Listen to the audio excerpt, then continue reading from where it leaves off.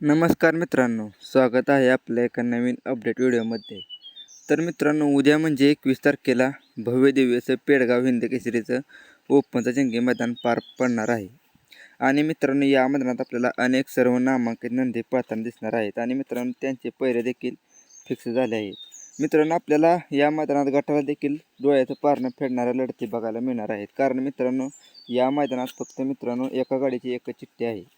तर मित्रांनो, आपण आज या व्हिडिओमध्ये आपल्या सर्वांचा लाडका दशम हिंद केसरी बकासूर या मैदानात कोणत्या गटात पळणार आहे आणि मित्रांनो आपल्या बकासूरचा पायरा कॅन्सल झाला आहे का आणि बकासूर आणि घोडसर्जा पळणार आहेत का नाही त्याचे अपडेट आपण या व्हिडिओमध्ये पुढे पाहणार आहे. तर मित्रांनो, त्याआधी जर आपण या चॅनलवर नवीन असाल तर चॅनलला सबस्क्राईब आणि मित्रांनो व्हिडिओला एक लाईक नक्की करा. तर मित्रांनो, आपल्या सर्वांचा लाडका दशम हिंद केसरी बकासूर आपल्या सर्वांचा लाडका दशम हिंद केसरी बकासूरचा पायरा मित्रांनो सगळ्यांनी माहितीच आहे की घोडच्या छोट्या सर्जा बरोबर आहे.